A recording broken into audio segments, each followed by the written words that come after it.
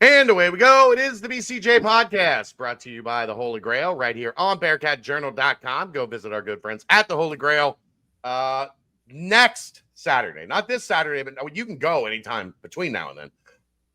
But next Saturday specifically, 8 p.m., BCJ Watch Party. Bearcats take on the Oklahoma State Cowboys. We'll have some prize packs from Cincy Light. A lot of great stuff. And as always, come down maybe a touch early, get you some dinner. They have great food, great drinks, great drink specials, and of course, ice cold Cincy Light. And 50 cents from every Cincy Light purchased at the Holy Grail will be donated back to Bearcats Athletics and to support the players that you watch on the field. All right, David, let's get to it. First off, I'm in a bad mood. I'm not gonna lie. In a really bad mood. What happened to Tony today really sucks. I'm really mad that I have to fill in these next 3 days for him. People are angry. They should be angry. I guess I'm going to take the brunt of a lot of that anger. Luckily, I'm a big boy. I can handle it. But Tony was awesome at that job. I don't think they'll be mad at you. No, you didn't do anything. No, but they're going to be mad. Like, the sea is angry, Dave. Everybody's mad, and I get it. That was a great thing that Tony had built with Cincy 360. Him and Austin. Austin's sticking around. Austin's not gone. He's still going to be there. But Tony was awesome at that, and I loved working with him. And I loved when I filled in for Mo at 2:45. I got to go on with Tony. We generally talk some Bearcats. I consider Tony a friend. I'm really mad about what went down because he did not deserve that. And it pisses me off. And I'm going to have to work very hard to not say things I shouldn't say on the air tomorrow, David. I agree. And I think that as hard as that might be, it's probably in your best interest to... I'll behave. I know how to behave. That doesn't mean I want to behave, but I know how to behave. It's so bad. It's so dumb. It makes no sense. Like, be good at your job, right? And you should have, you should be good. Yeah. And Tony was really good at that job and really good at, my biggest thing about Tony is, we've both been doing this a long time, man. Like, so many athletes after their career, when they get into this, they lose that sense of how to be normal. Yeah. How to still just be a regular person. Tony is as smart of a football person as you'll ever meet. Watch any of it, like his Bengals breakdowns when he's doing the video and showing you exactly what happened. And this should have been the route. And look at this and look at this. He's brilliant, but he's also a fan. He's also just the dude from Reading that just happened to be good at football. And my fear is, this is my fear, my legitimate, it's not a fear, but what I think ultimately is going to suck about this, Dave, is that Tony is going to go somewhere national because he's going to put out, he'll put out his demo reel and somebody is going to gobble him up.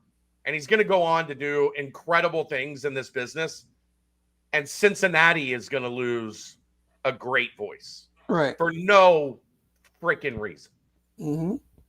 Corporate ignorance. For no freaking reason. And I hate that. Because when I turn on the radio, I want to listen to a good talk show. I want to listen to somebody that knows what they're talking about and can teach me something and whatever. But that's the part that pisses me off. And Tony's going to be fine. Tony's going to be fine. But the market, the sports coverage in the market took a giant hit today for no fucking reason.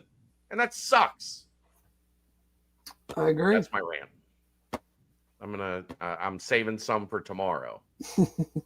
And I can't say that word on the air tomorrow. So I had to get it out tonight. Probably should steer clear of that. But we got your back. Look, Tony, these airwaves are your airwaves. You want to do a show? Come on, big dog. you can do a show here on Bearcat Journal and I'm mad. I've been mad all damn day. But anyhow, we got a show to do. So let's do a show. And shout out to for the 365 interview. Well done. Love those guys. Love that they always have me on. I joked like, oh, the Bearcats are good again. Thanks for the call, fellas. Didn't hear from you much in the last couple of years.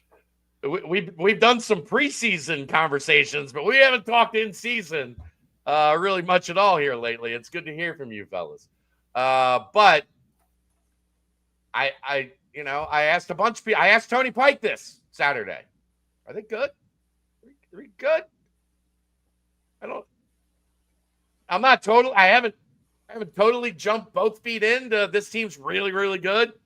But I'm starting to wonder, Dave, like you thump Iowa State 31-7. Now, whatever happened in the second half, but you get up 31-7 on Iowa State. You start to look at people and go, huh, how about that? So final takeaways from the Iowa State game, David. It was just very nice. Just use the word nice. It was just nice to see a team come out the way they came out, be the aggressor. I felt like even with their corner situation that running the football was the way to get after them. And that clearly proved true. I don't know if UC's ran the ball like that to start a game. I don't know if I remember a time that they ran the ball. They had, I think PFF had in the first half 12 explosive runs, which is runs of more than 10 yards. In the first half, they were averaging, I think, 11 yards a carry. But just the attitude behind it, Tyree Walker's run we're going to talk about forever. but even Evan Pryor, his first touchdown run was showing his speed. His second touchdown run, I think, showed more tackle breaking and more contact balance, maybe than any play he's shown since he's been here. I think that's fair. So, they ran with purpose, they ran with attitude, and they made, at least in the first half, they made Iowa State's front seven look slow, unathletic. And I think this team is good. Now we'll see. There are levels. How good, right? There's levels for sure, but yeah, they are surprising me in that regard. Like Nebraska feels like forever ago, honestly.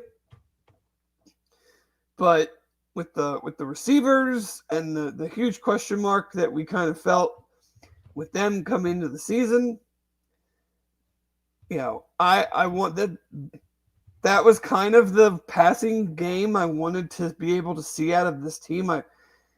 I wanted to see a game where not everything is going perfect, but it's not, we just can't throw the ball. Like you and I have talked about it several times of like they've got a good pass defense, I guess we can't throw the ball type mentality. Right. And I don't think that was the case. I think Iowa State is still a good pass defense, even with the injuries that they suffered. But I think that they, at least in the first half,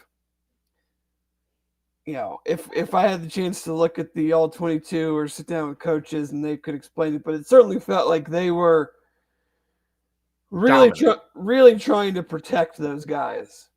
Yeah. And that just opened things up so much for the running game. The running lanes some of them were laughable, how much room there was to run. Hi, Holly. Welcome. We appreciate you. the prior the touchdown, it was like this, like the wide angle lens couldn't find an Iowa State defender. Well, on Sorsby's run on 4th down, they had 8 guys in the box and no one came close to touching him. That's kind of impossible.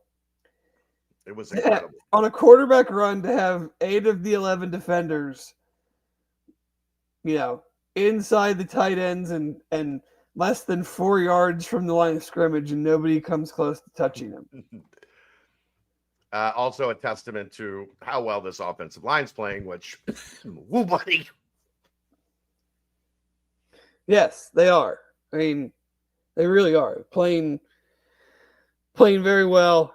Protection, run blocking, rush for 260 yards on 30-something carries, with the longest run being the 2 prior runs that were 30 yards. So it wasn't like they broke a ton of 3 or 4 40, 50 yarders, and then everything else was 3-4 yards. It was just gashing over and over. Like, it felt like every time they ran the ball, it was 10, 12 yards. Well, I mean, I don't know if it was I don't know what play it was, 2nd, 3rd, 4th play. Just the Tyree Walker play where, not the one where he, ran over the dude. The one before that where he's just, it seems like it's going to be, a 3-4 yard run. And it turns into a 17-yard run. He's just, constantly breaking tackles, dragging people. Then the offensive line is pushing. That was the whole first half, really. Yeah, I mean, like you said, like we talked about this a little bit. Iowa State, because those 2 corners are out, are probably going to be looking to protect them, looking to make sure that they don't get picked on, they don't get exposed. When you do that, though, defense goes like this, goes a little more sideline to sideline, and Cincinnati just hammered them up the middle. The thing that I love about this line, Dave, generally you're one or the other, right? You're a finesse pass blocking, I don't want to, finesse isn't the right word, but like you're a skilled pass blocking, technical line, or you're a physical punch you in the mouth run blocking line. There's not many times you get one that seems to be at this point as good at both as this line has been. Yeah. To this point, it's hard to argue. There hasn't been a bunch of missed, just like Olay blocks, look out blocks. There hasn't been a bunch of quick pressures that maybe Sorsby's been able to use his legs to avoid, or found a hot receiver, where we're like, well, they're getting there, but we're just doing a good job getting the ball out quickly, or he's, evading pressures. I thought that going into the season. I thought that they could be really good. I'm not sure I thought through 5 games they'd be this good. I thought they could be better than last year's group for a couple different reasons, but no, they've been, everything we'd hope up front. Yeah, we all thought they could be pretty good. Like, talent-wise, plenty of talent across the 5 guys that have played most of the snaps. I don't know that we were thinking like this is going to be a top 5 line in the country, and they have played like one of the best offensive lines in the country. Yeah, they have absolutely played like one of the best offensive lines in the country. For sure. But they've given up 1 sack, and they are just gashing people in the run game.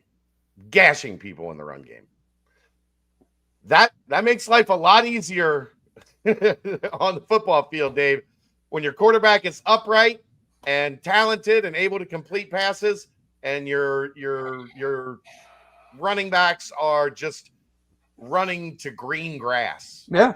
Over and over and over again. You want to talk about Tawi? It's very hard. Football, right? You got to quit football, right? If you're that guy. I mean, he got destroyed twice. I mean, he did have a couple good tackles, but oh, man, that was a rough film session for the whole. I mean, not just him. They're highly touted, decorated defensive tackle played 55 snaps and didn't register a stat. Even though I had some not so nice thing. I don't think he's we can I don't know if there's even a segment to get into it, but it was quite the juxtaposition watching the TNT game and then watching that game on Saturday. Yes. They credit him with a tackle where he missed the tackle and another player made the tackle, and the announcer was like, "Oh, there's Big Orange or Big Citrus, Dominique Orange." I'm like, that wasn't him. I talked to somebody who they called Sorsby Sorensen at one point. Yeah. It's amazing what a little homework and a little actual I mean, part of it is TNT has one game. You're right, but we're not comparing. Look, the announcer has one game. Right. Like, that's no different than TNT. That announce crew has one game. No, that's the UC announce crew has one game. Yeah. I mean, people I misspeak. We misspeak all the time. Sure. But I just thought it was very interesting to have those two kind of back to back and be able to do a comparison, something new and what's felt very fresh versus something that is what it is. And Orange, I was told his effort is piss poor. And he was a punk. Like during the game? Yeah. Yeah. I won't say who told me that, but I was told people were not impressed with he played the defensive tackle at Iowa State. 55 snaps and against a team that ran the ball a lot in the first half and didn't do anything. So maybe he was dinged up and shouldn't have been out there. I don't know. But I was told not impressed when it came to Dominic Orange. Yeah. Go ahead. No, I was just going to flip it to the defensive side. I think obviously you have the play at the end of the half, and then they score at the beginning of the second half, and I'm sure I, like many others, were like, Jesus, we were kicking the crap out of these guys, and we're up 9. And I know it was early in the second half, but I certainly did not understand Matt Campbell after he's passing on so many field goals throughout the game, kicking the extra point there. Right? To get it to 8. Like, I would have gone for 2, even though it was early in the game and you could get into the point of like chasing points. But if I'm him, I'm thinking they're not winning the game with 31. No. So we need to get it to a one possession game to where they at least feel like, okay, like we have to score, or if we give it back to them, they can score and tie the game. Or at that point, you kick the extra point, you're down 1, you get the ball back, or you're down 2 if you don't. Like, there were so many ways that I felt like it could play out. But either way, I thought that defense that we saw was more in line with the bend but don't break than we saw against Kansas. Because even though they ended up putting up, Rocco Beck, I think, is a really, really good quarterback. I said on last Wednesday, outside of our quarterback, he'd probably be the next quarterback in the league that I would take. He missed a lot of throws on key downs. Well, but that's what I'm saying. We did the bend but don't break thing in the sense of they went 4 for 7 on 4th down, but they went 3 for 3 on their last touchdown drive. So other than that, they were one of whatever, and then they weren't really that good on 3rd down. Right. And then you look at their drives outside of the one, use the last one as a perfect example. Yeah, they went down and scored. It took them 3 fourth downs and about 7 minutes to do it in a situation when they desperately needed to score and then hopefully get the ball back, which, if it didn't take them that long to score, they probably don't onside kick there with, a high school quarterback who I'm pretty sure had probably never onside kicked. Right. Which it showed with whatever that was. But that was maybe the worst onside kick I've ever seen. They had 4 sacks. A lot of those were, one was him scrambling out of bounds, essentially behind the line of scrimmage. One was where he tried to run and got tackled for a 1 or 2 yard loss. So they weren't your prototypical sacks, but I thought they did a pretty good job getting pressure. And, there were not a lot of plays where guys caught the ball and then broke a tackle and gained 15 extra yards, or caught a ball and there was no one around them and gained 20 or 30 extra yards. It was, we're going to give up some stuff, but the way we're playing offensively, especially in the first half, we're going to make you have to go down the field to get drives together on us, because there's just not going to be enough time for you to go score 4, essentially 3 second half touchdowns. And that's assuming that UC doesn't score. Right. And they, I felt they had to get into the 40s just because I felt like the pace of the game was picking up to feel comfortable, not to just win the game. But, because, there were other times, Tyree Walker fumbles, Iowa State doesn't score on that drive. Iowa State, again, gets down inside the 20. They get stopped on 4th and 1. So there were times that the UC defense had to kind of bail out the offense a little bit in the second half. UC only ran 8 plays in the third quarter. Right. So winning the game. Not that many more in the ninth there than the fourth either. Winning the game and having the first quarter or the first half that they did allows us to not have to really talk about the offense in the second half. Yeah, but also, Dave, like, you're in that mode of, like, you're not being as aggressive at that point. You're trying to just win the game. I know that it makes people mad, and I don't love it, but you're game managing at that point in time. We need to get to the finish line with the lead. The only thing I would have maybe done a little bit differently in hindsight, like I went back and watched the second half, our offensive plays in the second half. Tyree Walker's getting that first down if he just catches the ball on that pitch. Or at worst, he's a foot or a yard short and you're going for it and, potentially picking that up. So that drive is a little bit different than the others. But I just thought Matt Campbell said it, they sold out to stop the run in the second half because they knew if they didn't, they were just going to keep running it down their throat.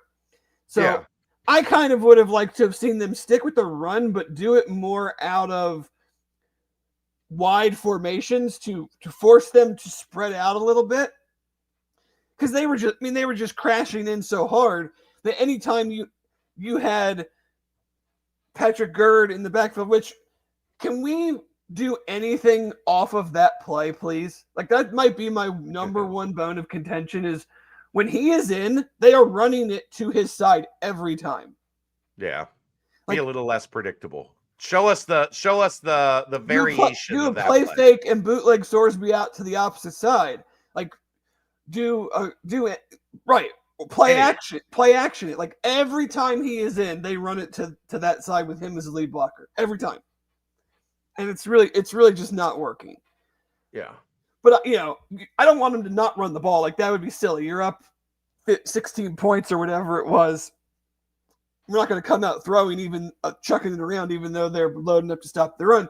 But maybe run it out of some different formations so that they can't just put 6 guys in the box, plus the safety is now playing essentially 6 or 7 yards off the set. That center field safety is playing 6 or 7 yards off the ball versus 9 or 10. Because they're not worrying about the corners at that point. It burned them on the one play, but in the second half, they weren't worrying about the corners getting beat. So you were running it but right into how they were wanting you to do it. Yes.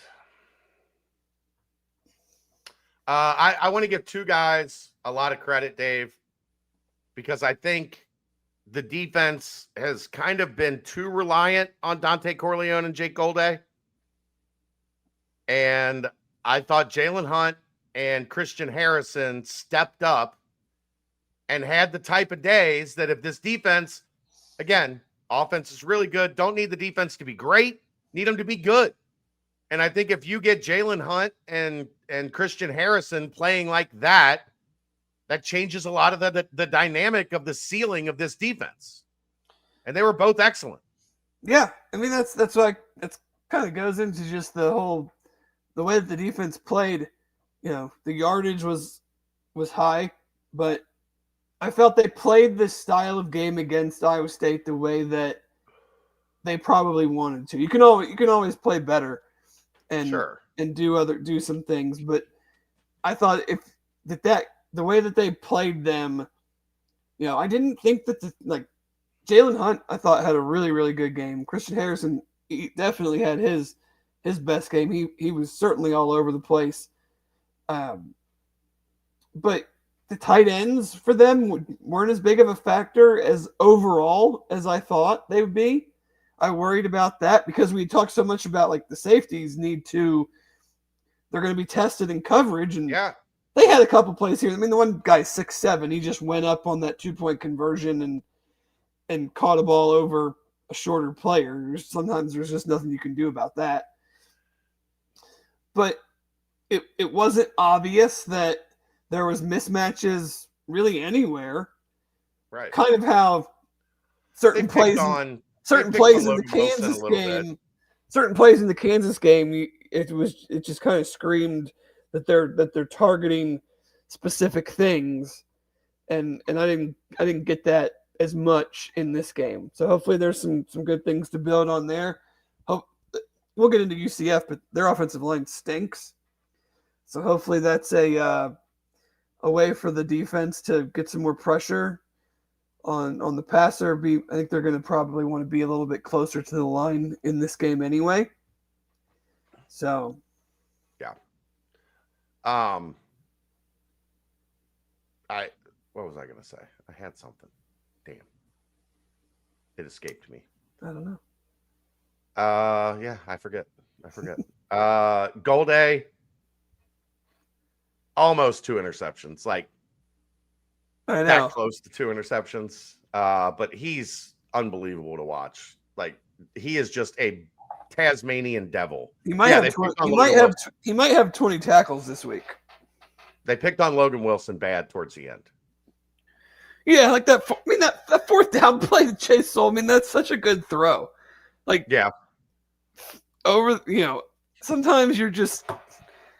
Are you in the best position? No, but you want to try a 30-yard. Two good players make a play. You want to throw a 30-yard fade essentially on 4th in the game. I mean, I'm all for it. You do that all the time. So they were close on some balls, like the Xavier Townsend 4th down catch. Rocco just put it in a perfect spot. Yeah, he's a good quarterback. He's a really good quarterback. I can't believe he came out of the tent. I thought his helmet was going to be a souvenir for the equipment guy for the rest of the game. Yeah. I wanted to say something about that without sounding like a terrible person. I don't want a targeting penalty every game, but I want them to have to review a targeting penalty every game. I think the way that they came out and offensively, but also defensively, like be that team. Be that team. Be that team that everyone's like, these guys play dirty. I'm like, shut up. They're not playing dirty. I don't like Simeon Coleman was a targeting, but I don't know what else he could do. I don't know what else you can ask him to do in that situation other than what he did. You drill the quarterback like that already after there was a blatant face mask. Yeah. And it's like they're gonna call it. I mean, I was up in the clouds, like, I couldn't tell exactly But you could. It was loud. But that's That the hit way I was want to see. loud. That's the way I want to see them play. Yeah. You have an offensive line that is playing very physical. You have a running back that is playing very physical. Like, play that way. Not dirty, not cheap shots, not going at guys' knees, not hitting guys out of bounds, but let's lay some people out. Yeah. And that's what Simeon Coleman is good for. He can hit. He's a thumper. He's little, but he packs a punch. And again, I don't think his intent was malicious. I don't think he was trying to take his head off. I think it was probably more that Beck lowered his head right into the hit range. And I hate that is a penalty there, but it is. The one that they threw that they ended up reviewing, and the receiver was the one that initiated the contact. Yeah. And no one will ever throw that on the offense. No, but it definitely was a defensive target. No, he put his head down and hit our guy on the side of the helmet. Yeah. But a second round pick. Maybe. I think he's going to go day two, day two, probably. I'm nowhere near knowing if the linebacker class is good or whatever, but yeah, but a 6'4", 240-pound linebacker that can cover and tackle and play the run and play he's going to be a valuable commodity. For sure. Come draft day. Trying to pick where, I don't know. Yeah. What was I going to say? I don't know. See, we're both doing it now. Yeah. Anyhow, I just be physical, be the aggressor, and they were the aggressor on Saturday. And that it's been mentioned a couple times, Dave. If you go back 2 years, that Kansas and Iowa State, those two games were the games where it was, to me, the most clear. This roster is not close. Jason Beam in that Kansas game could have thrown and run for 1,000 yards by himself. Right. This roster is not close to these two teams. Physicality, aggression, skill, speed, size. It was almost literally varsity against JV. The way that UC looked in those two games in 2023. And in both of those games this year, and this is a credit to Zach Grant and Cass and Jack and everybody that works in that recruiting talent acquisition department, Cincinnati is now up to speed. They are every bit on par. I hope I'm not saying this just because UC won and it was the way that they did it. Watching the game, I actually thought Iowa State's front seven was worse than all their backup DBs. I thought they were unathletic and slow. UC made them look that way. UC definitely made them look that way. There really wasn't a time, Royer's touchdown, he breaks a tackle. Goody's touchdown, he's just really freaking fast and ran by some dudes. But there wasn't a time where I was like, oh my God, these DBs are so overmatched. Right. I felt that way watching their front seven. The offensive line dominated the point of attack in the pass and the run game. Some of that stuff in the run game, like you said, was just cartoon funny. How big the area was. I heard you on Monday talking about the yards before contact. Yeah. 1.59 yards. Do you know what it was for the Iowa State game? 3.4. Yeah. There was nobody in sight as the backs were crossing the line of scrimmage. Nobody in sight. On the 30, it's certainly buoyed by Brendan Sorsby's run where he wasn't touched. And I don't think Pryor was touched, was he? On the first one, no. He did the little high step kick up thing. Yeah. At the linebacker that was diving at his feet, and then he wasn't touched. So it's like that's 50 yards before contact that you just throw into the equation. That's going to help you out a little bit. That's going to help the stats, Dave. Mm-hmm. And Tawi on a couple of those runs, he didn't get touched until he was running somebody over 9 yards down the field. No, the only thing, I mean, I don't have a ton left on this. The only thing, I know everybody was mad about the refs and the penalties. A lot of those penalties were penalties. You can't keep running the RPO if you keep having linemen downfield. The one, I don't know if you saw Tuesday. Like Gerhardt stumbled, and that's going to happen. Taya was practically in the end zone on his. Well, did you hear what he said on that? What, he was wrong? He thought it was a different play. Thought they put a play in off of that formation in practice this week. He thought that was the call, which was a straight run play. Yeah. So he was blocking a run play, but it was a different play. Yeah. So that one was a mix up. That's on Tayo. Got to be better. The Buford chop block where he fell and didn't actually touch anyone. Well, he fell, and then the guy ran into him. It wasn't like he even fell into a guy that was stationary. It was like he fell, had his head down, and then the player pursuing to the play ran into Buford. But I mean, still, I said it on Sunday morning. Like 21 accepted penalties. That's just bad in general. It's bad in general. Whether they were on UC, whether they were on Iowa State, Matt Campbell gets a penalty, and then they throw 4 flags on 4 straight plays on UC on the drive right after that. Like that's that's the college basketball thing, right? Oh, get a technical because now I'm going to get every call for the next 10 minutes. Yeah.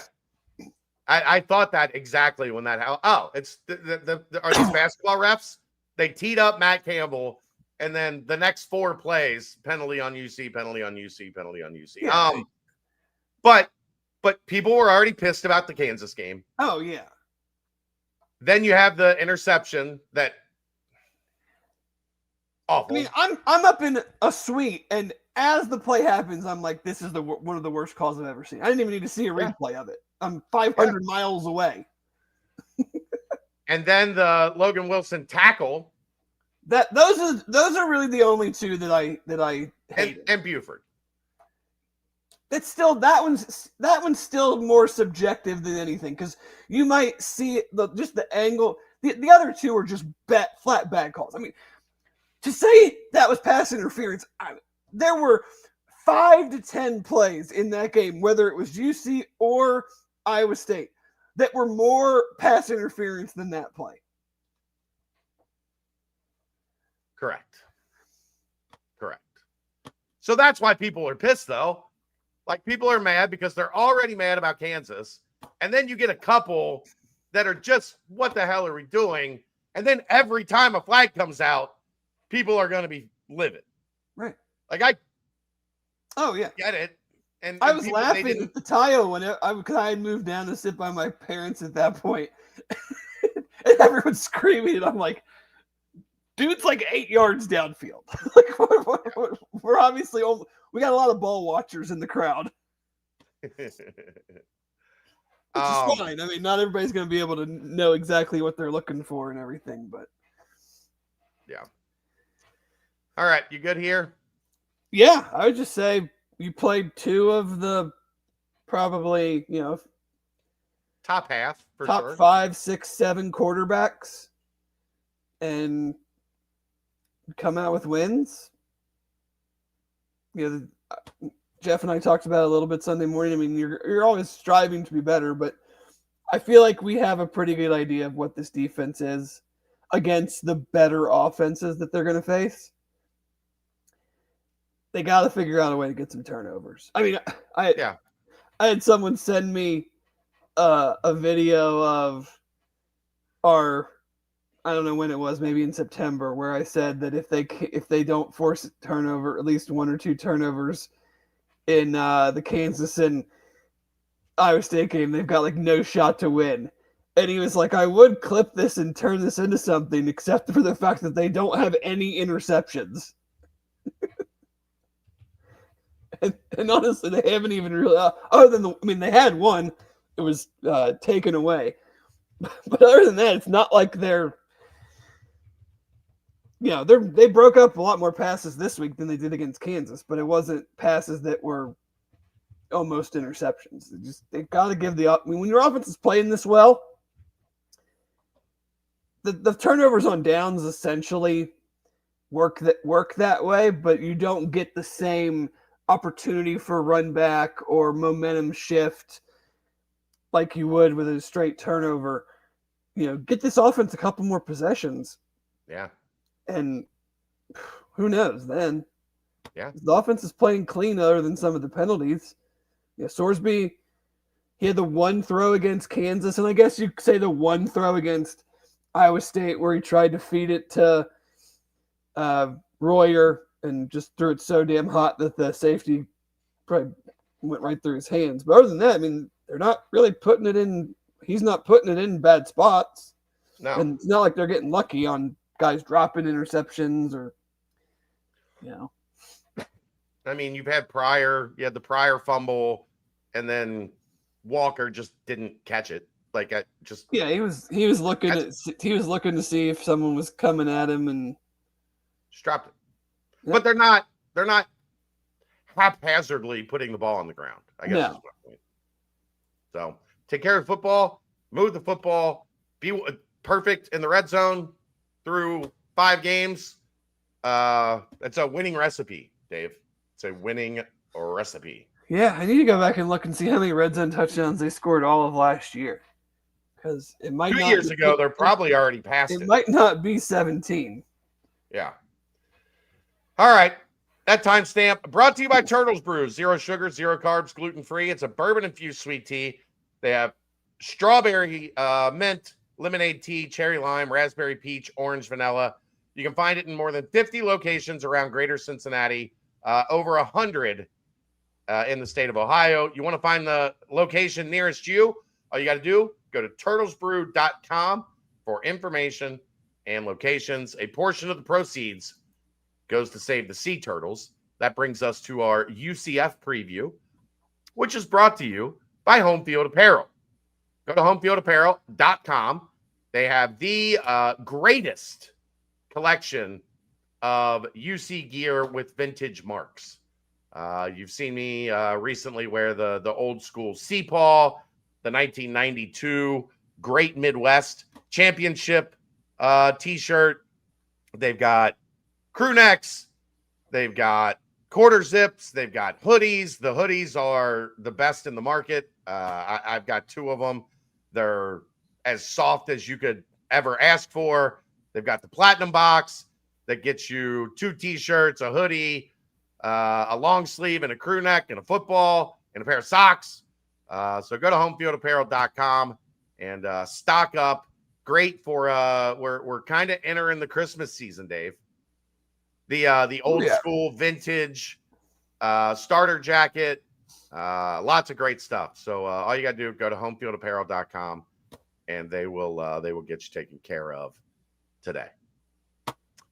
Let's get to the Middle Florida School of Hospitality as the Golden Knights come to town for their 10th consecutive meeting, 10 years straight with the Cincinnati Bearcats. They don't play next year. Maybe we'll talk about that at the end here. Or maybe we'll save that for next week for the first segment next week. But either way, Central Florida, really good defensive line. They can be pesky as a pass defense. Really good running game. Yeah, they can be pesky. I'm gonna stop you there. Okay. Not really good running game. Compared to their passing game, really good running game. They have a lot. Their running game is about as boom or bust as it could be. Yes, but it does boom. So it can boom. They're at least a little dangerous on the ground. They're a little dangerous, maybe to moderately to a lot dangerous as a pass defense. Run defense, pass defense. So this is, I'll let you get into the details. This is a team that can be pesky if you don't play well. Yeah. First off, I would just like to say that I always enjoy this week because I like to listen to opponents' podcasts when I'm driving around or whatever. And I'm always reminded that Central Florida fans or whatever don't really know much about football when I listen to their stuff. They do a lot of box score scouting of the opponent. And I also always remember that they really don't like us very much. And I don't think about them at all. So outside of this week. So it's nice that we're always on their minds. But at least for me, I don't think about them. But where do you want me to start? Offense, defense? Let's start with their offense. Go ahead. Okay, so Miles Montgomery's obviously there.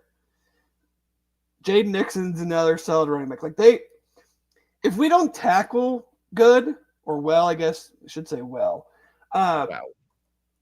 they certainly have the ability to break off some explosive runs. The only issue with that is their offensive line is just not good. And I think they're going to have a hell of a time blocking Dante and Jalen Hunt. I also am going to probably assume that in the 3-3-5, we're going to see the linebackers a little bit closer to the line of scrimmage in this game. Because they have a couple tight ends that are pretty. One, I think, is somehow playing with basically one usable arm. But this is not a game where I'm sitting here going, man, I'm really worried about the corners and the safeties. This is a game where you limit the explosive runs, you tackle well, you get Golday and those guys playing up, playing forward, being aggressive, and that's how you stop them offensively. They EPA per rush, they've had 2 good games, and I'm not even going to count the whatever FCS team they played, but against the four FBS teams they've played, which Jacksonville State and UNC are 2 of those, and UNC might have the least amount of talent in the entire P4 now that we're 5-6 games into the season. They had 2 good rushing games, an average rushing game, and a bad rushing game. And the bad rushing game was against Jacksonville State. Well, they were terrible that game. Yeah, they won 17-10. But they've had negative EPA per drop back in their last 2 games against Kansas and Kansas State. It really comes down to limiting the explosives in the run game. Being I thought UC, comparatively speaking, from the Kansas game to the Iowa State game, I thought they were much better on first down defensively. Iowa State had a bunch of third downs, but it was what we talked about. So many more of them where 3rd and 6, 3rd and 7, yeah. 3rd and 8, 3rd and 10 than it was against Kansas. Kansas felt like everyone had twice as many third downs just in general than Kansas did. I think Kansas was 3 for 8, and Iowa State might have been 4 for 16 or something like that. But it's stopped the run. I have no idea who's going to play quarterback for them. They probably don't have a great idea of that as of today. Taven Jackson and Jakari Brown have AC joint sprains in their non-throwing shoulders. Brown was completely out for the Kansas game. They were both injured in the Kansas State game. I was watching their game against Kansas when Jackson got hurt again. He got drilled. Yeah. If I had to broke his wrist or something. Well, he got hit in the shoulder again and was. I know, but he got hit in the shoulder so hard, it looked like he broke his wrist. Yeah. I'm gonna I'm going to guess that Cam Fancher is going to play quarterback. He's inconsistent at best. He has some movement ability, so they're going to want to have to, again, running. He's going to be a more mobile running quarterback certainly than Taven Jackson. Jakari Brown is more mobile than him, but he really can't throw. So I don't see him playing. They have 4 passing touchdowns on the year.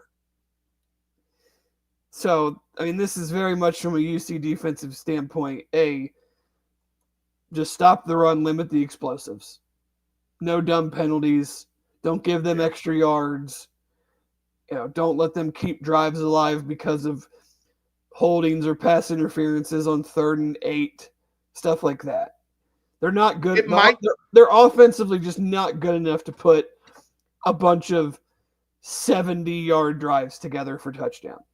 Yeah, and keep in mind, it might be a little bit more of a grind than you want, because I don't think you want Sorsby sitting back there in a pocket letting plays develop. Like, their dudes, their edges can get after you. One-on-one, they're not running a bunch of games. They're not running a bunch of stunts. They're just lining up on your offensive linemen and using their length and athleticism to bother the quarterback. That's not to say Cincinnati can't pass. That's to say, Dave, I don't know how much I would have Sorsby in a, long drop waiting on Caleb Goody to do one of those cross-country routes. No. That takes 5 seconds to develop. They only have 9 sacks. But they move you. Yeah, I just think that this offensive line is so much better than any offensive line that they've seen so far, too. And now they have one of their, if we're flipping it over to UC on offense, now they have probably their best defensive tackles out. So, John Walker will be asked to play even more than he normally would. And he's a good player. But if UC is going to run the ball, which you can run the ball against them, if you take Kansas State, UNC, and Jacksonville State, they all ran the ball over the 70th percentile in EPA per rush. Like, that's just a straight up not good rush defense. If Jacksonville State and UNC are running the ball for over 70% EPA per rush, 70th percentile. Yeah. So you can run the ball against them. Sure. And that's so I would have that's what you want to do with those long, twitchy, get up the field edge guys, right? You want to run right past them. I don't think any of them, like I said, 9 sacks. John Walker, Nigel Kelly, who's been there now. This is, I think, his second year since transferring from Miami.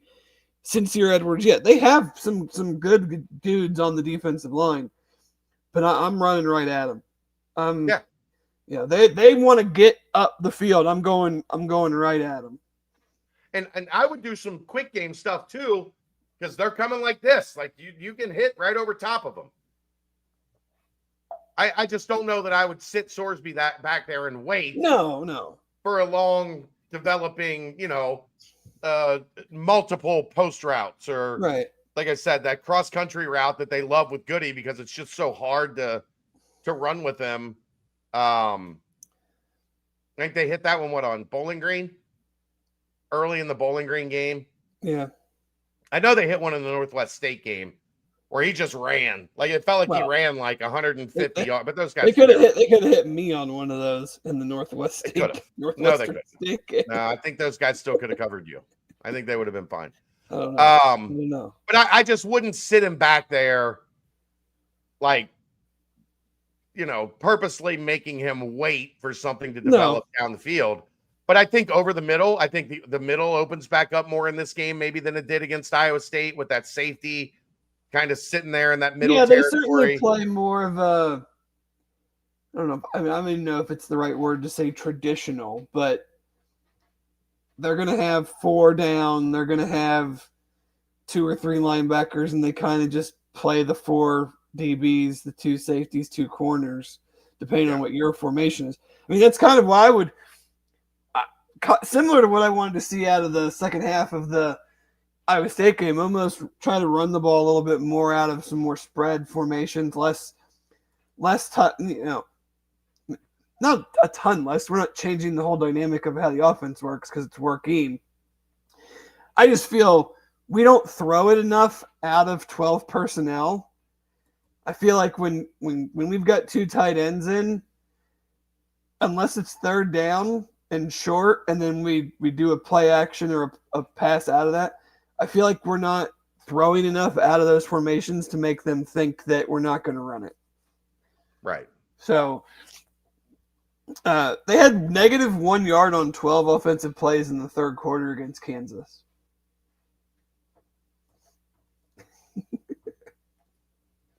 Their offense isn't great. They're not a throwing team.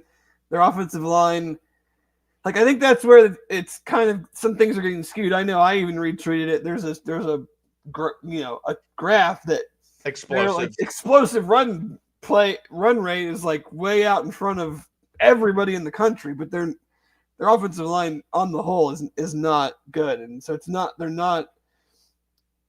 their success rate isn't high in that regard. When you just some boom runs, I think they had an 82-yard touchdown pass in the Kansas State game where it was a 15-yard, 17-yard pass, and the safety comes flying in and misses the tackle, and there's nobody else there.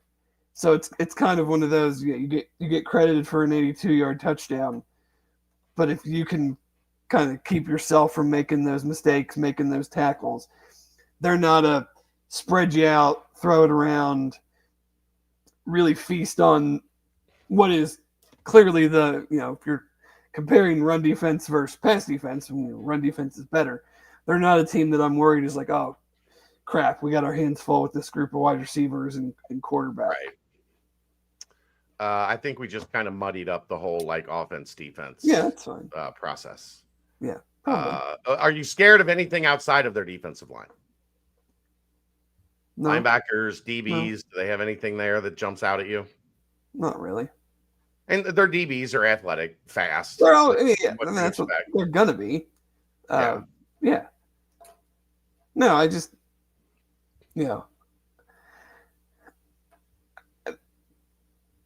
if you take away you want to take away UC's game against their FCS team, they beat the brakes off of, I think it was North Carolina A&T or whoever the heck it was. They scored 34 against North Carolina, which I said earlier. I mean, we're talking maybe the worst collection of talent in the P4 ever. They haven't broken 20. They haven't broken 20 in any of the other games they played. Yeah. So, the only thing that I'm more concerned on the UC side of where are we mentally coming off the Iowa State game, another nooner against the team that is 0-2 in the conference.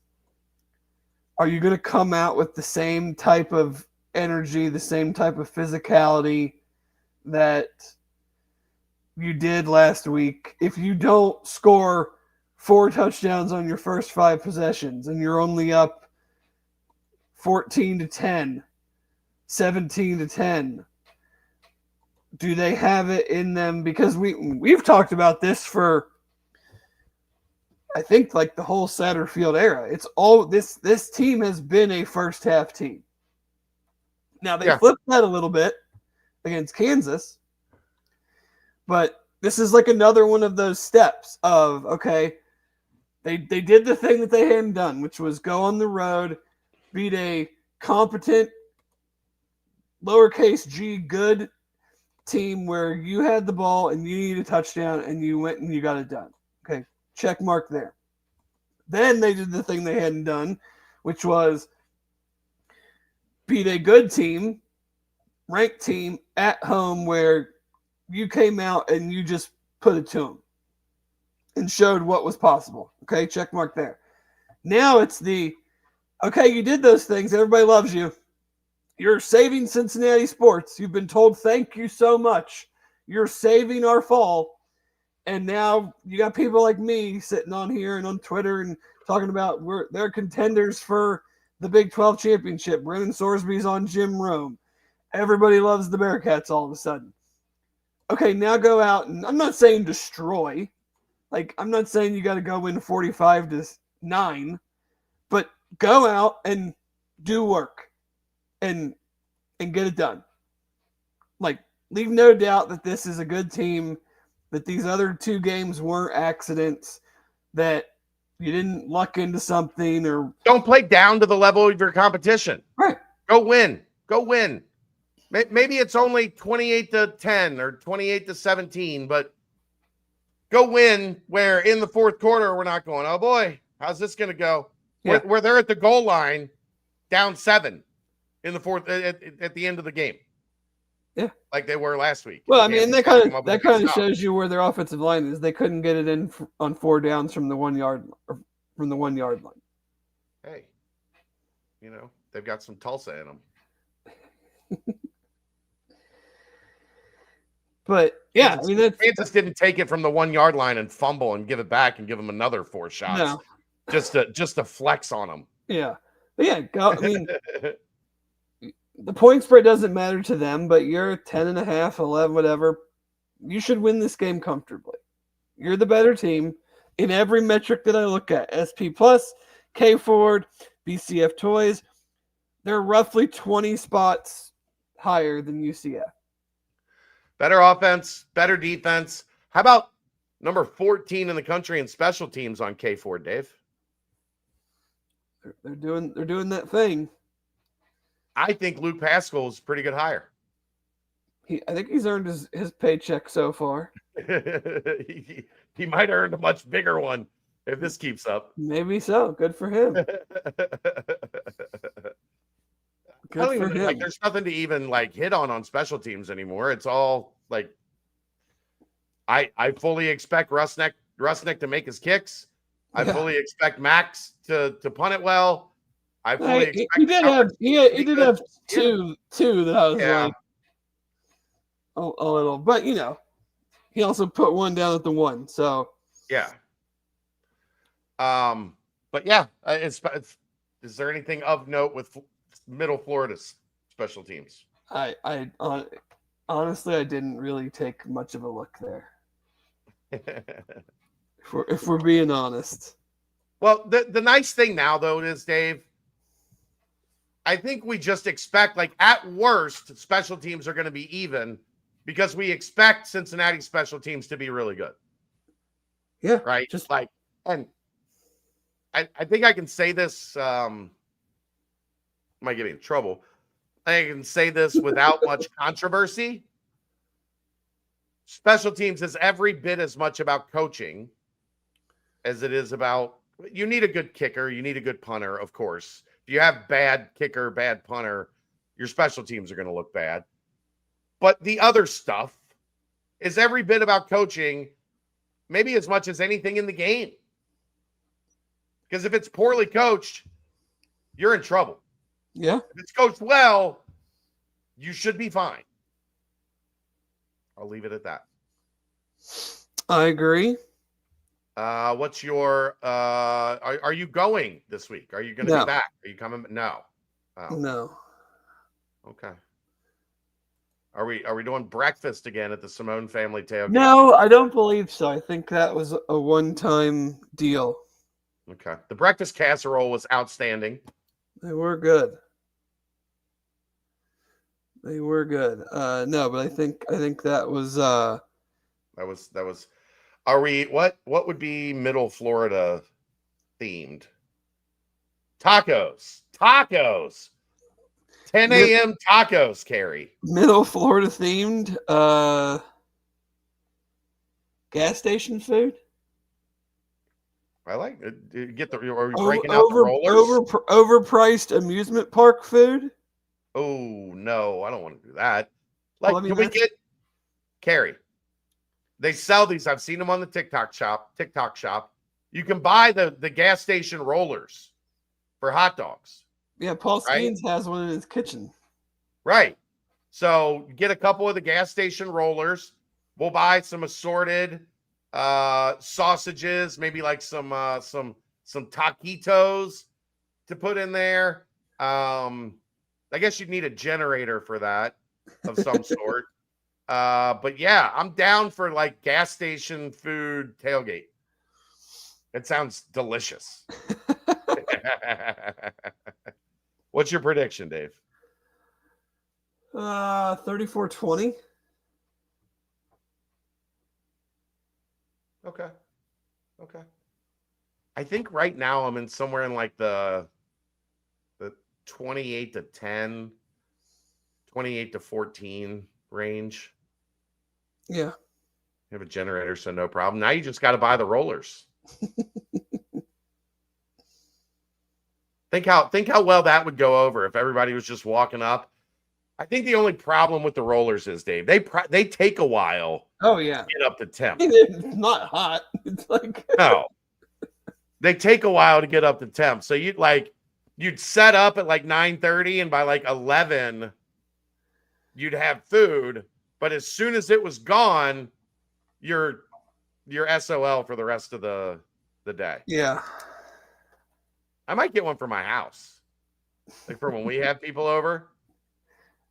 Well, no, you just always have it going. So like you walk in and there's a hot dog waiting for you. Or a taquito waiting for you. They're just always going. I'll borrow one from Speedway. I don't think that's Carrie. I wouldn't do that. I wouldn't do that. Yeah, I think I'm in a little bit lower scoring thought process than you, because the run defense has mostly been good for the Bearcats, and I think it'll be fine against a team that the only real way they're going to hurt you is by running the football. Right. So I think it'll be a little lower scoring on the Middle Florida side. But yeah, all right. That is a timestamp. Again, brought to you by our good friends at Turtles Brew. I lost the read. Hold on a second. Let me find it. There it is. Zero sugar, zero carbs, gluten-free, 6% ABV. We're a gluten-free. This wasn't on purpose, Dave. We're gluten-free, like a lot of our stuff, right? Like not Cincy Light, but Galactic Fried Chicken is gluten-free. Turtles Brew is gluten-free. So if you're gluten-free, we are the podcast network for you. Yeah.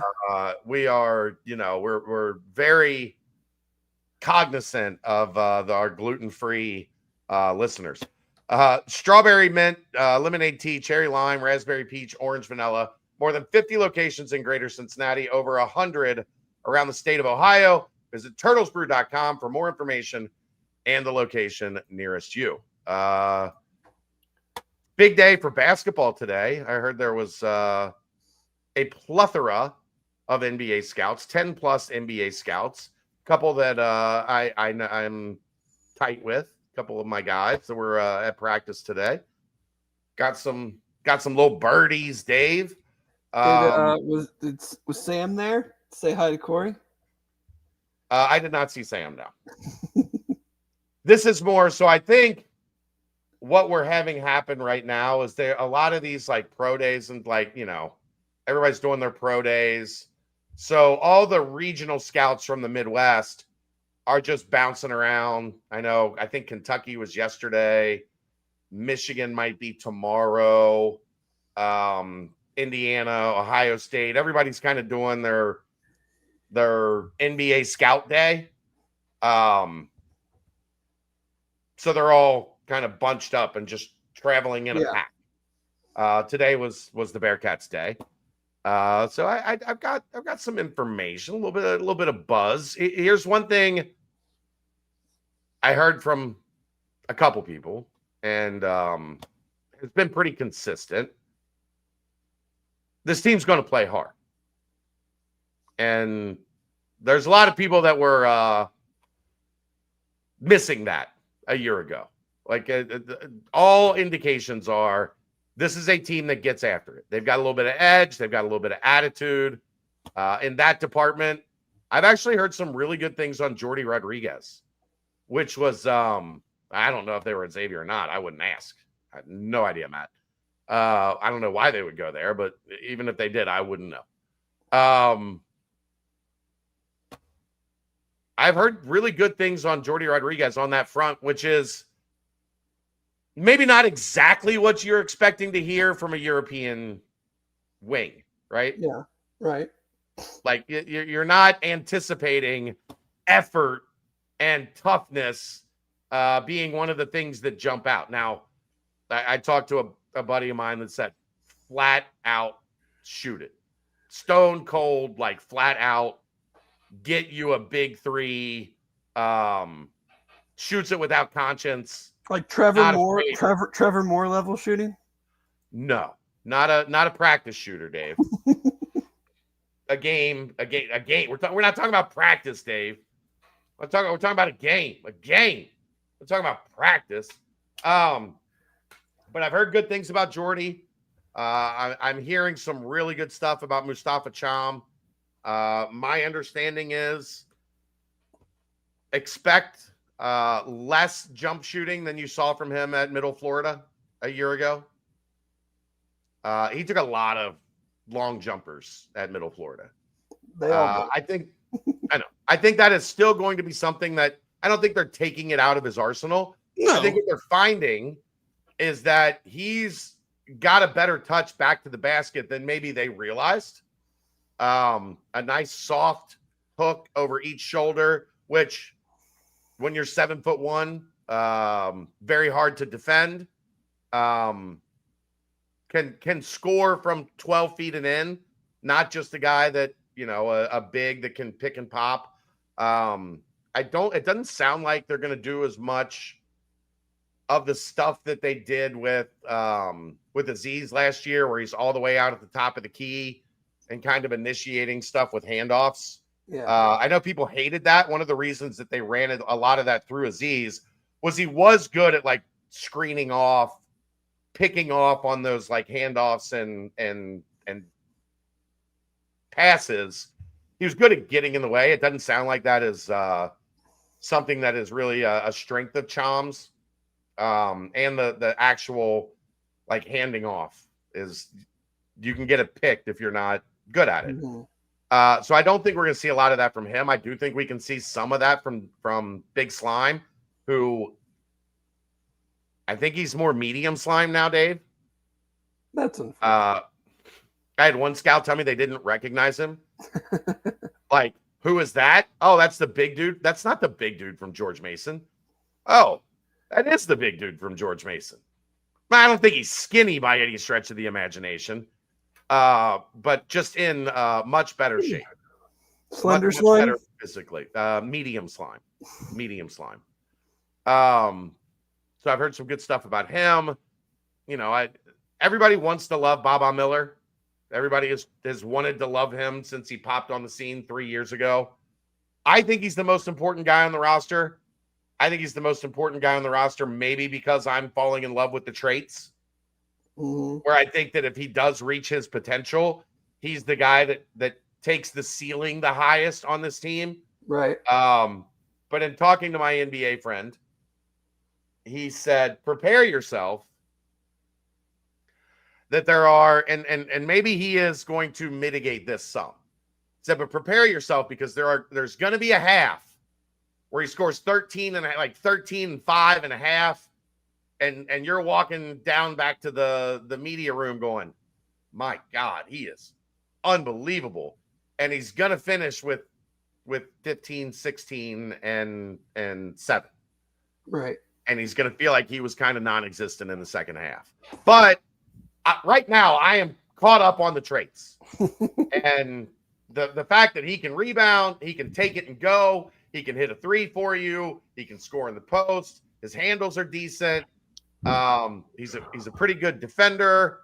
I think he's the guy that has the ability to take this ceiling the highest. I talked to one who said he thinks he's got a first round grade on Mustafa Cham. A lot of that, I think, coming from the this summer he did the Basketball Without Borders, the camp, and they said he was outstanding at that camp, and he was really, really high on the potential of Mustafa Cham. So hopefully, Dave, that answers, like, already we've got somebody that's in top 100 lists, which is a big concern for me last year. Yeah, for sure. So now it's not a guard or a wing. I would rather it be a guard or a wing if we're being honest with each other. But I guess beggars can't be choosers, right? We didn't have any last year. If you don't have any, and now you have one. You have 100% more than you had. Anybody? I think Day Day is going to take on more of a scoring load, less of a ball handling load. I think that's going to be more Kerr Kriisa, Keyshawn Tillery.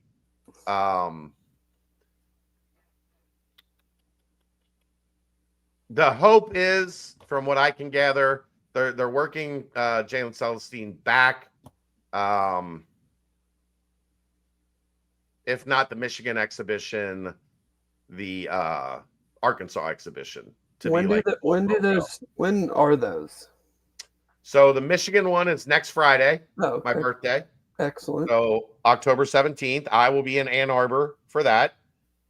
And then the Arkansas one is the 24th. So I think the plan there is to send Keegan to Big 12 basketball media days in Kansas City and then just have him head to Fayetteville and cover the basketball exhibition. All right. Wonderful. So, and then have him drive through the night so that he's back here for the noon kickoff for homecoming. I don't know that it's at noon, everybody. That's a joke. That's a joke. Relax. I hope it's a joke. Are Michigan and or Arkansas good? Michigan is expected to be top 5. Top 5 in the country? Yes. Really? Yes. Shows you how much I'm paying attention to basketball right now. Your boy went to Michigan. Who's my boy? The one guy you wanted at Cincinnati. I don't even know who that is now. Yaxel Lindenborg. Oh, yeah. He did. And they got the kid from Illinois that Cincinnati desperately wanted. The big guy, the other big guy. Oh, man. Yeah. Michigan's expected to be. Look at Dusty May go. And then Arkansas is supposed to be top 15, top 20 type. Okay.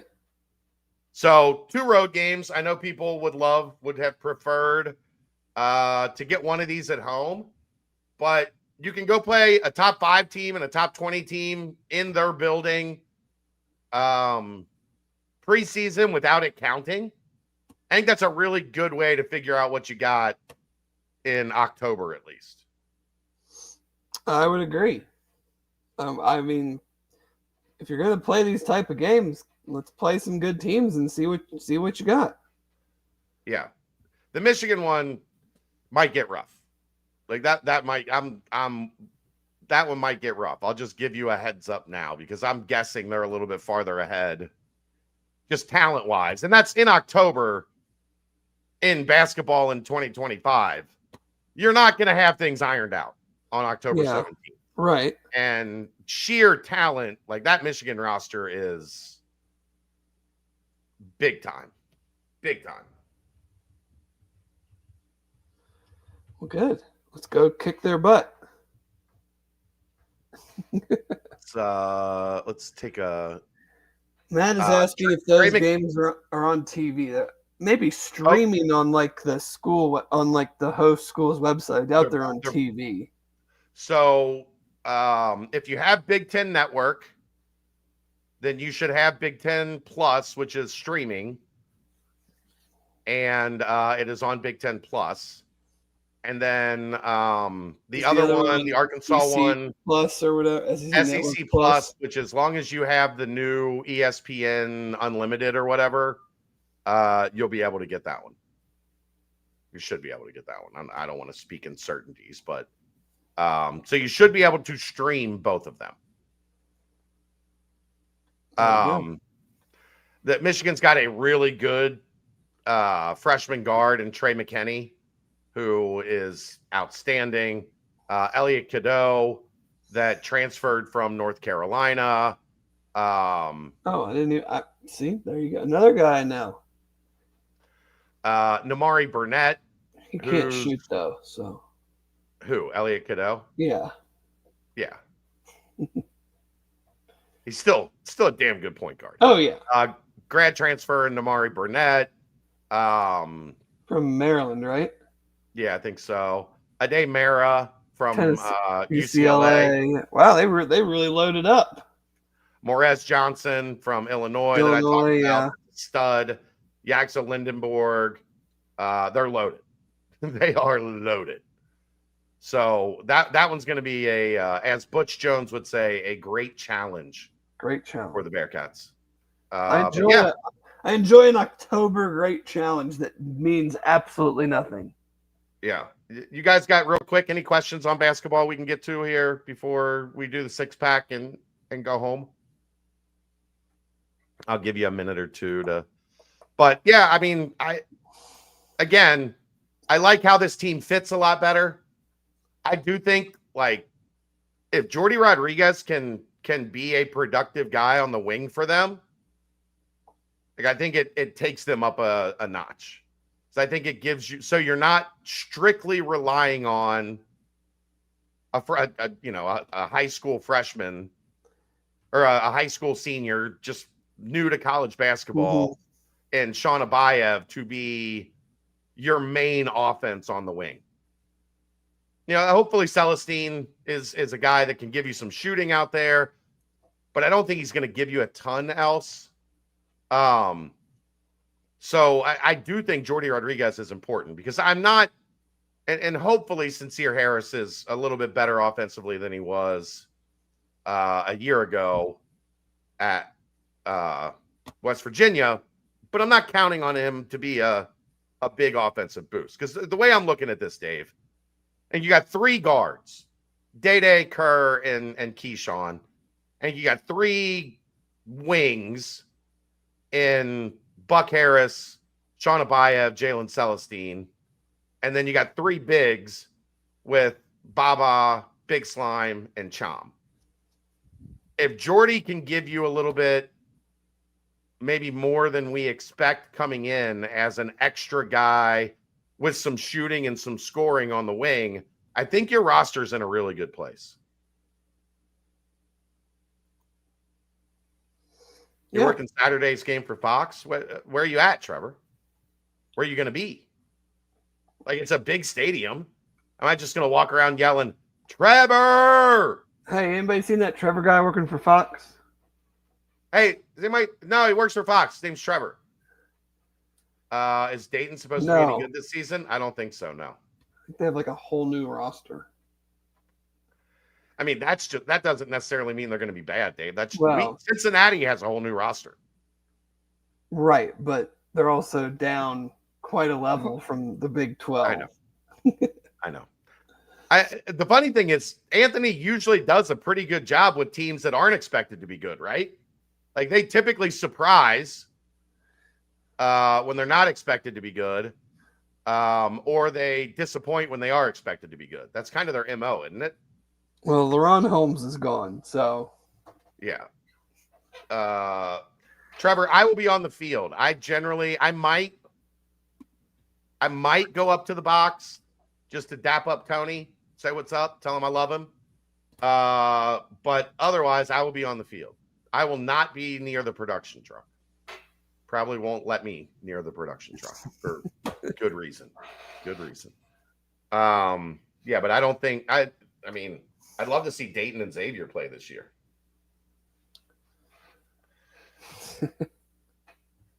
But yeah. All right. Well, that if you guys want, get some questions in here as Dave is doing the Cincy Light Six Pack, and I'll get to him maybe on the back end. All right. Cincy Light Six Pack. We're gonna start Ohio State at Illinois. Big noon kickoff, Fox.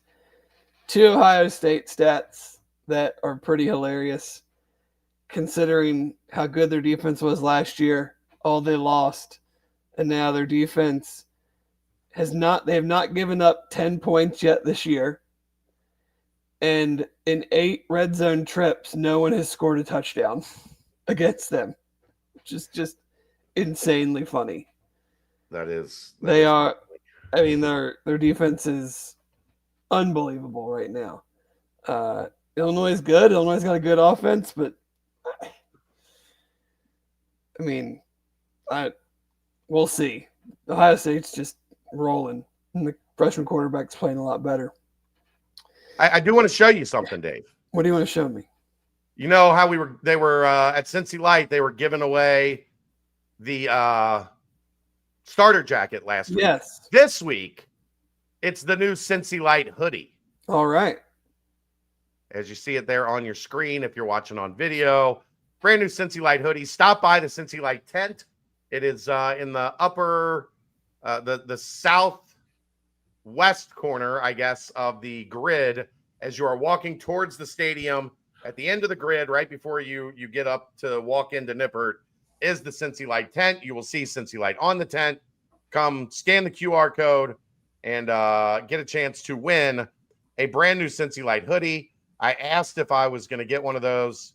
I think the direct response I got was, as Judge Small says in Caddyshack, you get nothing and like it. Like it.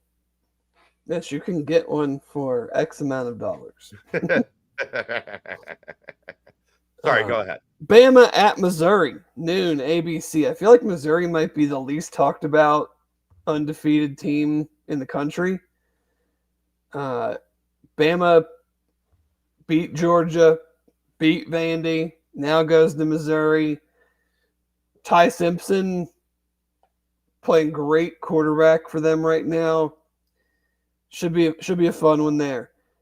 Indiana at Oregon, 3:30 CBS. This one's got all the making to be a fun game. I'm a huge Dante Moore fan for Oregon. Indiana is electric on offense, good on defense. Again, should Saw just be today that their quarterback is now the number one NFL prospect, like a favorite to be the number one pick. Indiana's quarterback. Is that true? Francisco Mendoza. Yeah, He might be. I mean, the he's having a great year. quarterbacking in college this year has been wild because every one of the guys that everyone came into the year talking about has not been good. So it has allowed for him, for John, before he got hurt, John Mateer at Oklahoma, Dante Moore at Oregon. Dante Moore is a redshirt sophomore. He could go pro. So it is certainly a flipped on its head in 5-6 weeks of the K Klubnik, Garrett Nussmeier, Arch Manning, DJ Lagway, Drew Aller. Like none of those guys are having a good year. And those were all the dudes that were getting all the pub coming into the season. OU at Texas, Red River, 3:30 ABC. I don't think John Mateer is playing. If he was, I think OU would run Texas off the field. OU's defense is going to give Arch Manning so many problems. He, for whatever reason, is having a big problem with just letting it go, just ripping it, especially on that last drive against Florida. If you watch that, it was made even more striking when he had to come out for a play and the backup, who hadn't played all game, comes in and just 5-step drop, slings it for like a 20-something yard completion, and everyone's kind of like, I know I did. It was like, you gonna put Arch back in? Or are you going to let this guy try to go down and tie this game? Right. Because on that drive, every throw was pump fake, and he just wouldn't throw it. So OU's if you're having trouble processing and getting to your reads, OU's defense is not what you want to see. Now they've got their own QB issue. As I said, I don't think John Mateer is going to play. So this could be a very much a 14-13, 17-13 type of game. He was listed as questionable on the injury report. It feels a week early. Even Brent Venables the other day said he hasn't taken a single snap in good on good. So it feels a week early. Michigan at USC, 7:30 NBC. This is a sneaky big game because I think this says who is the fourth team in the Big Ten, and can that team get into the playoff? Because Penn State, like they still got to play Indiana and Ohio State. James Franklin's beat Ohio State one time. If they don't win that game, they've got 3 losses, and one of them is as a 4-touchdown favorite against USC. Like, they're not making the play, or against UCLA. They're not making the playoff. So this is, to me, is who puts themselves. Both teams are 4-1. Who puts themselves in a position to be that fourth Big Ten team with Ohio State, Oregon, and Indiana to potentially. Is it almost time for an amicable parting of the ways? With who? James Franklin and Penn State. Feels like it. I mean, this was the year. Everyone there. I mean, we don't need to turn this into a Penn State podcast, but I mean, if you listen, if you listen to any college football podcast over the last week, that's the lead story. I mean, whether it's player retention, Jim Knowles' contract as the defensive coordinator, other contracts, enhancements to the stadium, like they're spending like $500 million on the football program right now. They can't fire him, but I think it's only $2 million if he left, he would owe them. Yeah. So it's time for somebody to. I mean, it feels like it. Like, you're not beating Ohio State. No. And if you lose to Indiana and you go from being the preseason number 1 in a lot of people's minds to 8-4. At worst, number 2. Yeah. They were right there. Everybody was Texas, Clemson, Penn State. Was kind of the prohibitive. How's that going? I mean, I was all over Clemson, mainly because I thought their defense was going to be incredible, and it's just been good. And everybody talks about the offense. The defense has been good, but not when it was projected to be elite. Yeah, I think because there's going to be a lot of jobs that open up. Yeah. You can do a lot, like James Franklin. He is what he has been at Penn State. You can do a lot worse than James Franklin.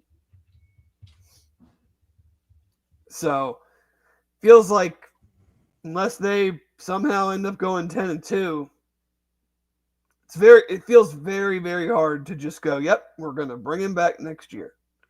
Yeah. With all those guys leaving that you paid to come back. And then the last one, I will pick a Big 12 game. Arizona State at Utah, 10:15 ESPN. Arizona State has 1 loss, but it wasn't in conference. Utah already has the loss to Texas Tech. Just a big game for both teams. You know, if Utah loses this game, I don't know the rest of their schedule, but you've already got we're not even to the middle of October and you have 2 league losses. Both of them being at home. So, good fun game at the end of the night to close out your Saturday. Yeah. Everybody wants to hear your thoughts on UNC, who has just released a statement, Dave. Oh, whoa. Breaking news? Yes, Bill Belichick. I'm fully committed to UNC football and the program we're building here. Bubba Cunningham, Coach Belichick has the full support of the Department of Athletics and university. Until they lose to Cal in 2 weeks. That statement, your thoughts? That statement means absolutely nothing. I didn't think it was going to work.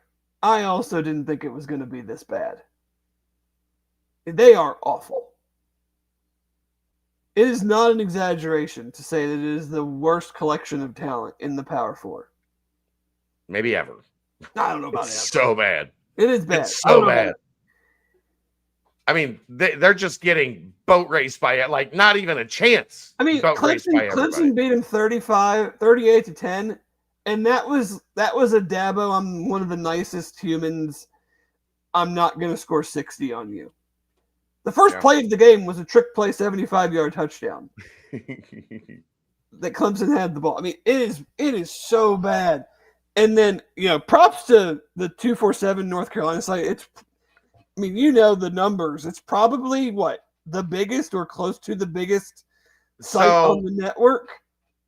It was, but then Inside Carolina left for On 3. Now it's Tar Heel Illustrated, which was at On 3. Like they just switched, flip spots. Yeah.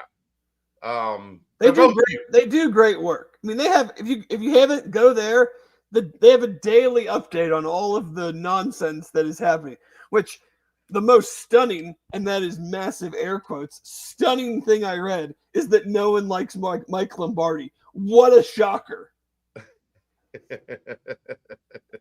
Does Mike Lombardi's wife like Mike Lombardi? I mean, the whole thing is just messed up. Both of Belichick's sons are on staff. Lombardi's kid is on staff. We don't need to get into it. I'll go there and read the stuff. It is a mess. Well, yeah, because even if they got rid of Belichick, they'd still owe his sons a shit ton of money. Yeah. They ran off good players. The few good players they brought in the portal were from Washington that came with his kid. It's not good. They do have 3 commits in next year's class from Ohio, 2 of which we would have ties to their schools. So it might be cool if we could get in on those. I'm guessing those were probably money motivated based on what we know of the North Carolina situation. Well, but that's the other thing about the North Carolina situation. Everything you read is they lowballed people. Yeah. Because you get to come play for Bill Belichick. Right. We don't have to pay you a bunch of money. Yeah. They got a bunch of money, though. I know that. They can put out all the statements they want right now. This is not getting better. No, and they're bad. There's no talent. They're bad. As soon as basketball season starts, that place cleared out against Clemson faster than any stadium I've ever seen clear out. Like, as soon as there was a 75-yard trick play touchdown on the first play. Mueller tight end. Tight end, yeah. The QB is going to Kentucky. Yeah, that's no chance. Another one. No chance. Kentucky's another one. You can't fire him. They're going to have to fire him, but Mark's not walking away from $37 million. Hell no. Nor should he. No. Nor should he.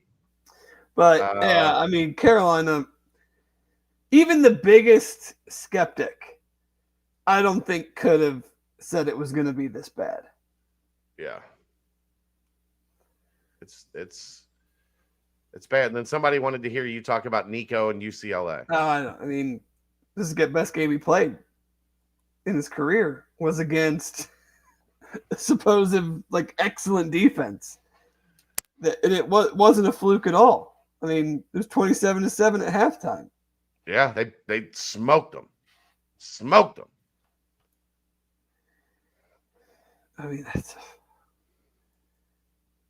It's because they had to go get on the plane and go west. Then James Franklin just sending out his scheduled 1-0 against Northwest, his 1-0 tweet that he always sends out. We're going 1. Coach, read the room, pal. You just gave up 42 to a team that got blown out by Utah, lost to New Mexico, lost to Northwestern. They scored 14 points on Northwestern and scored 42 on Penn State. Not great, Bob.